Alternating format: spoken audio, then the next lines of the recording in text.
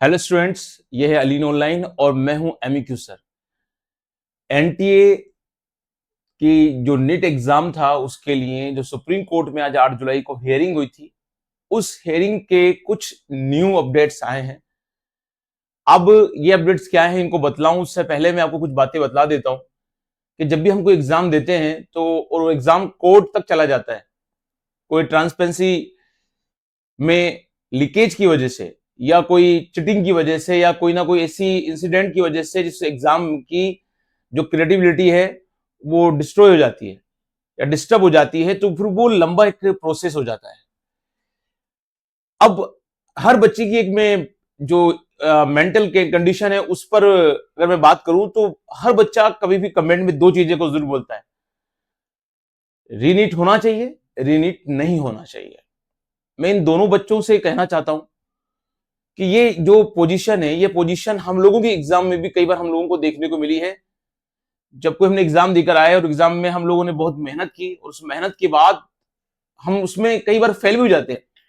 और जब हमने बहुत मेहनत से एग्जाम दिया, हमारी तो मेहनत थी, अब किसी सेंटर पे या कहीं ऐसा हुआ कि कोई बच्चे ने उस एग्जाम में 420 किया या कुछ गलत काम किया, तो वो उसके लिए रेस्पॉन्स है हमने तो ईमानदारी से एग्जाम दिया, है ना। जिन्होंने चीटिंग की उनकी वजह से हमें सफर करना होता है। लेकिन देखिए, इस कंडीशन में आप कोशिश करें कि अपने आप को थोड़ा सा मजबूत रखें। और देखिए, पढ़ने वाले का कोई भी एग्जाम एक बार ले लो, 10 बार ले लो, उसका सिलेक्शन पक्का है। हो सकता है जो तैयारी करता है उसके दिमाग की कंडीशन हम जानते हैं कितनी बुरी पोजीशन में होता है वो, लेकिन आप अपने आप का हौसला बुलंद रखें बच्चों। जिन बच्चों का नीट में सिलेक्शन हो गया है वो बच्चे भी, और जिनका नीट 2024 में सिलेक्शन नहीं हुआ है वो बच्चे भी। ये जो अपडेट्स हम देते हैं इसमें हमारा ये बिल्कुल टारगेट नहीं है कि जो बच्चे नीट के सपोर्ट में है, नीट के, है ना, वो एक तरफ हो जाए और जो नीट के सपोर्ट में नहीं वो दूसरी तरफ हो जाए। आप सब हमारे बच्चे हैं और हम ये कभी नहीं चाहेंगे। लेकिन होता क्या है कि सही सही और राइट इंफॉर्मेशन आपको मिलती जाए। हम पूरी कोशिश करते हैं कि हम जितनी भी स्रोत से आपके सोर्स है आपकी रिपोर्ट लें वो बिल्कुल सही सही और आपको एक तरह से हम उस क्रेडिबिलिटी के साथ चलें। तो आपको मैं इस बात को कहने से पहले मैं आपसे वापस रिवाइज करूंगा कि आप इस चीज में अपना दिमाग खराब ना करें। और जिससे मैंने आपको पहले लेक्चर में कहा था, जो थंबनेल में अभी शो भी हो रहा होगा, कि आप क्या करें रीनीट को लेकर, या रीनीट नहीं करनी तो क्या करें, उसके लिए मैंने थंबनेल में भी देखिए ऊपर एक आई बटन शो हो रहा होगा, वहां क्लिक करें और उस तरह से आप उस सजेशन में चले जाएं। बार बार एक बात मैं करूंगा, मजा नहीं आएगा।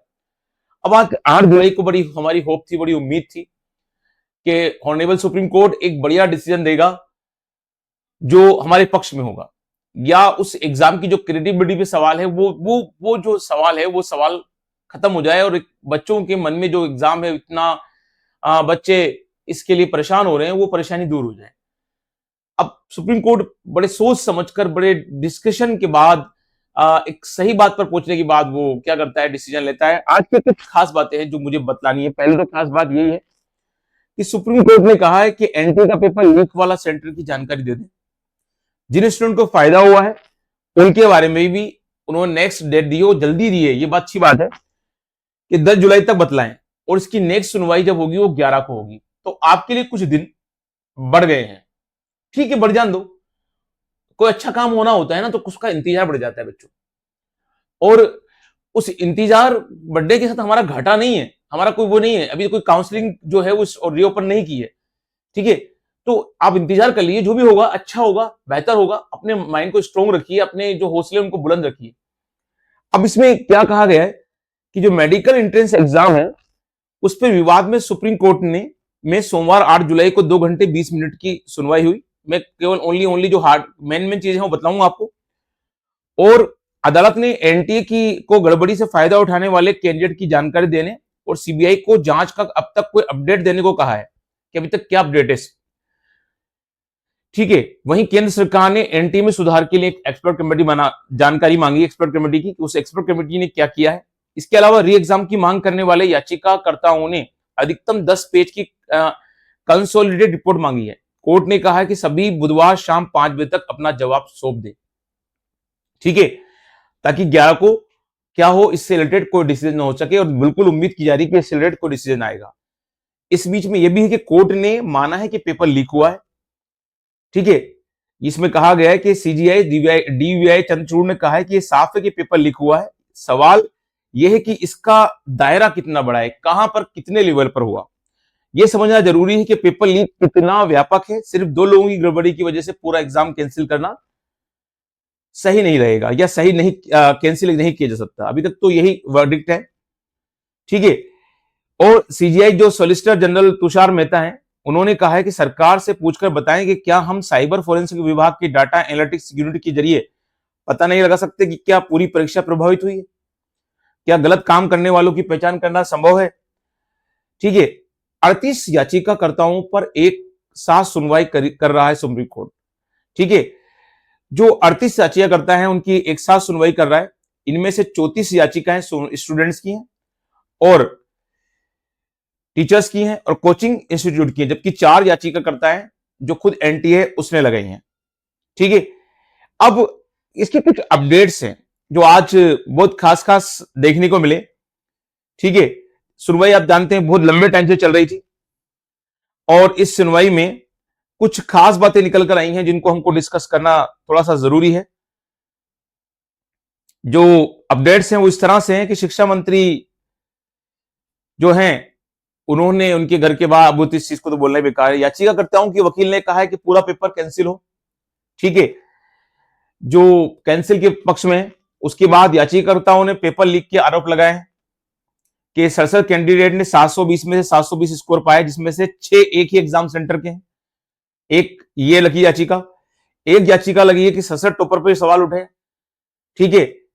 और ये कहा गया है कि जो एडवोकेट हुड्डा है उन्होंने एक टेबल में जानकारी दी कि 2021 में केवल 3 उम्मीदवार के पूरे 720 अंक मिले थे, 2020 में केवल एक उम्मीदवार को मिलने की इस बार इतिहास रच गया कि 67 बच्चों ने पूरे के पूरे अंक प्राप्त कर लिए हैं और 67 में से कितने को ग्रेस मार्क्स मिले हैं वो भी क्लियर नहीं है। एक इसके लिए याचिकाकर्ता डिस्कशन हुआ है। एक ये है कि सुप्रीम कोर्ट में पूछा गया, सीजीआई ने पूछा किस आधार पर री एग्जाम की आप मांग कर रहे हैं।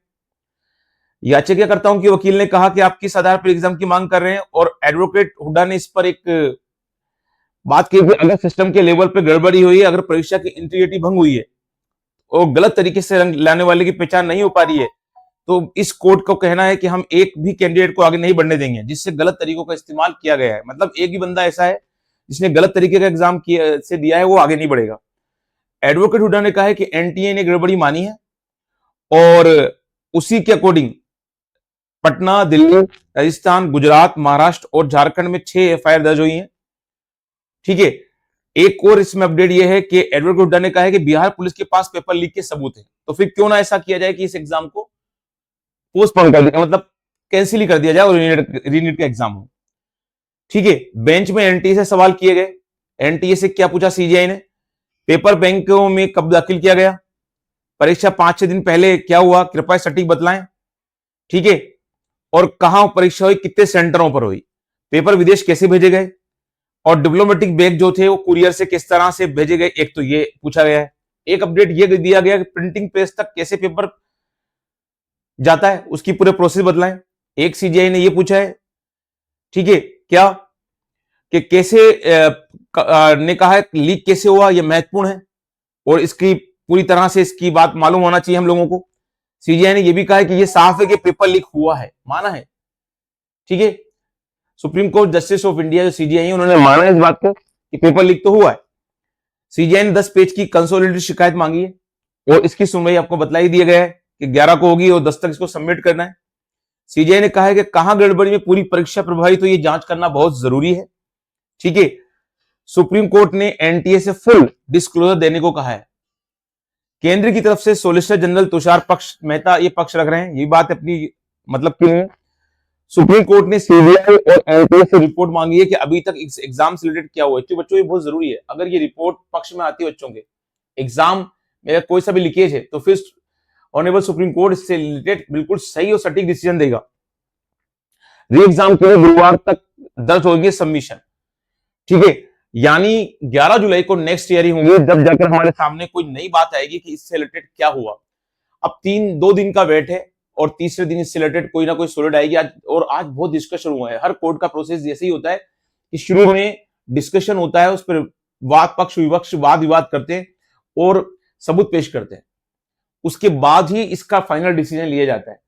तो काफी हद तक इसमें एक पॉजिटिव जो मोड़ आ रहा है वो पॉजिटिव आ रहा है। आप लोग अपना धैर्य बनाए रखें और आपस में लड़े नहीं, नीट, आप सब बच्चे हमारे बच्चे हैं जिन्होंने एग्जाम दिया, जिनका सिलेक्शन हुआ, जिनका नहीं हुआ, और कहीं ना कोई ऐसी ट्रांसपेरेंसी जो भंग हो गई उसकी वजह से बच्चे जो रैंक लाना चाहिए थे वो रैंक नहीं आए, कुछ लोगों ने चीटिंग कर ली, तो वो सब चीजें परेशानी करती हैं। तो हम तो आपके साथ हमेशा ही रहेंगे और तरह तरह के जो भी अपडेट्स आपको दे सकते हैं वो देंगे इसी बच्चों। आप अपनी तैयारी रखें और जो मैंने आपको कहा है कि आप इस नीट से रिलेटेड एक मैंने वीडियो लेक्चर डाला है और उसका आई बटन में मैंने शो भी करा है और मैं लास्ट में अभी बता दूंगा, आपके सामने शो कर दूंगा उसको। लेकिन आप अपने जो हौसलों को बुलंद रखें बच्चों, ठीक है। देखते हैं कि अब 11 जुलाई को क्या खास बात सामने निकल कर आती है। अभी तक का तो अपडेट यही है।